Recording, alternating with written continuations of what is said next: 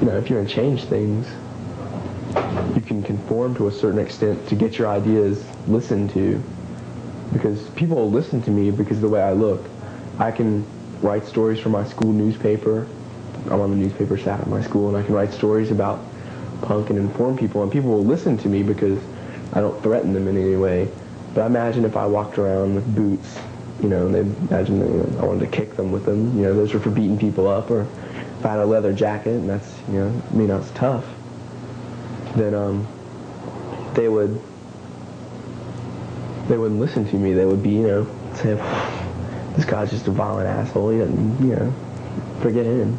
So I figure if you conform to a certain extent, not in your ideas, but, you know, to an acceptable dress, something that you like and something that it's not going to menace people or threaten them, then you can get your ideas listened to, and you can go a lot further than trying to beat sense into people, you know.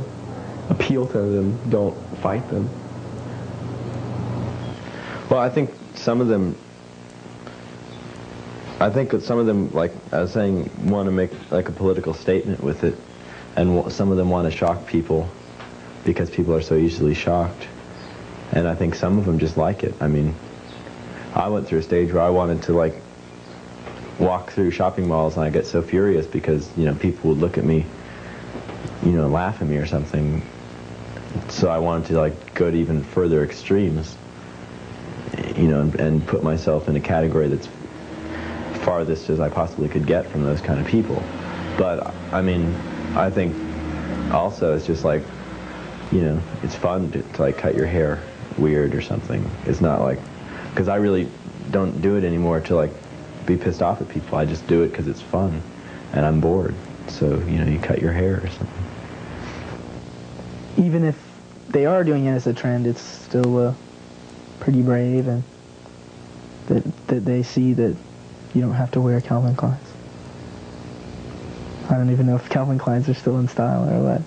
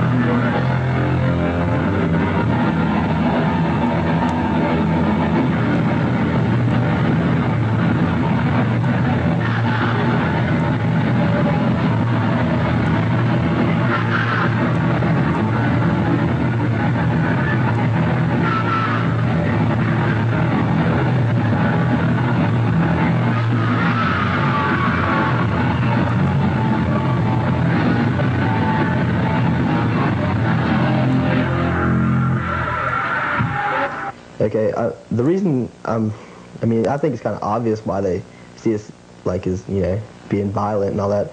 First, there's like slam dancing or skanking or just, you know, whatever you want to call it.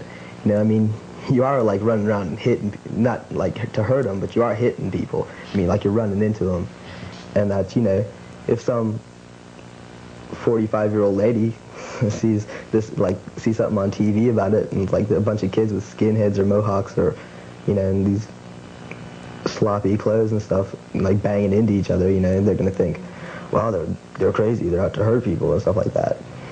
And plus, there's just the general look of the typical, you know, the stereotypical punk. You know, you got a mohawk or a leather jacket. The leather jacket has, you know, since the 50s been, you know, a sign of a hoodlum, you know.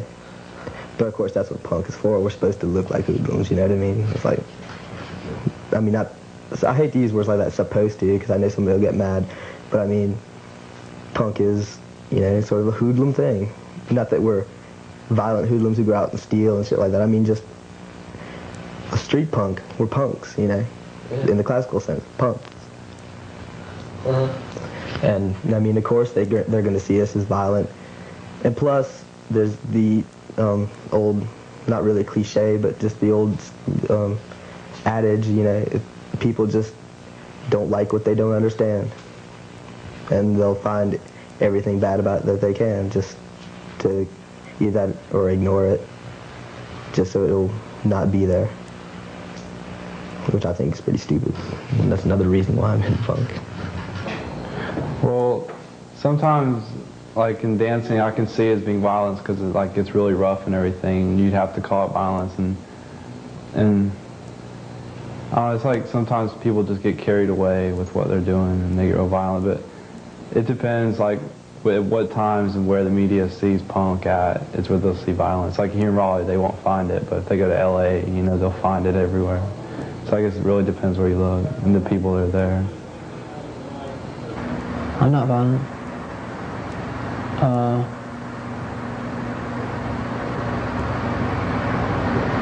I've seen violent punks before, but I've seen more violent, more normal people. I shouldn't say no, just regular people.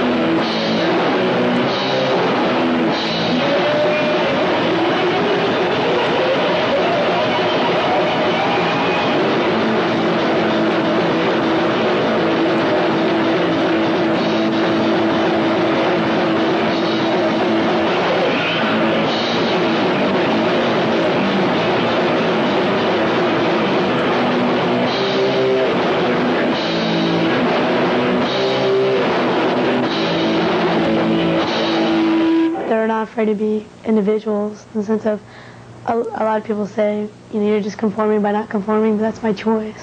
And people choose to be in a different set, and I find a lot of times that they're more aware too than people who aren't hardcore. It's more important for them to know what's going on in El Salvador and what our government's doing than just not caring at all, which I find a lot of, well, I don't know, a lot of people that I've talked to who aren't hardcore. That's kind of a generalization, I know, but I think that's a lot to do with the music, too. I don't know. I don't like the casual attitude. It's a large problem. And I don't like the casual attitude that Reagan or just the President of the United States is taking. Any of the presidents, except for Carter. I think Carter made very active steps towards disarmament and peace. And it was a big mistake. I think it was a major loss. Not a major loss, but a substantial loss. And I just think there's too much of a casual attitude about arms control. There should be a lot more action, you know, now, not future plans for talks. It's always like they're having a talk to plan on when they can have a talk about peace, and nothing ever gets achieved. So they have to have another talk to plan when they're going to have the next talk to talk about when they're going to talk about peace. It just gets to the point where big fat deal, nothing's ever going to happen. You know, might as well face it. But I don't know. I kind of hope that the president or the premier or anyone is going to be.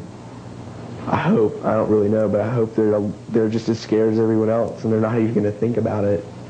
You know, it's just as remote as can be. It's getting real conservative at any rate, and there's going to be a backlash. If it hasn't started already, it's going to happen. people are going to realize that that the present administration's getting carried away with all the just everything they're doing. I mean,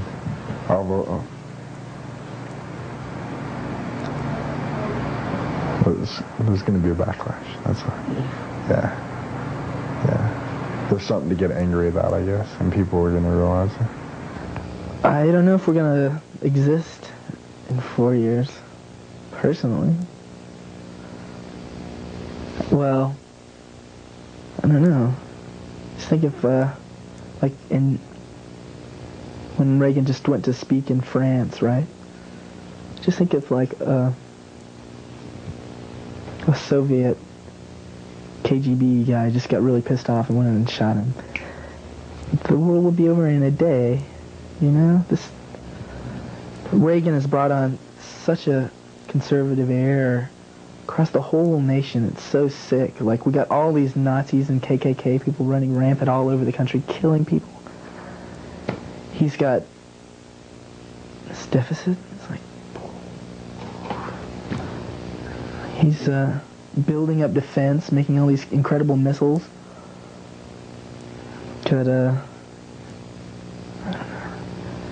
doing all this wonderful stuff in Central America. I don't know. I didn't vote for him. I'm not too impressed with Reagan, that's for sure. The beast. The arms race, that's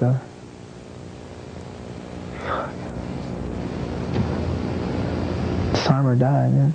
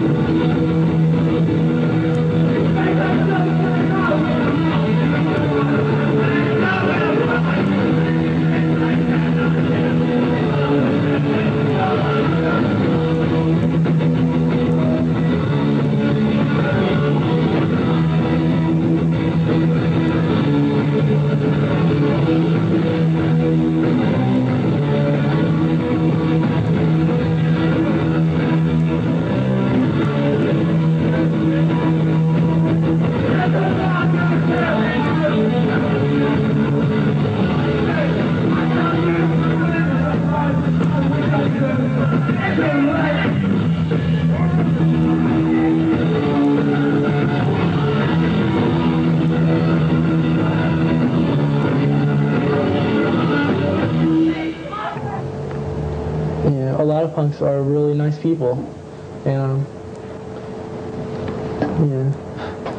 just try to accept them.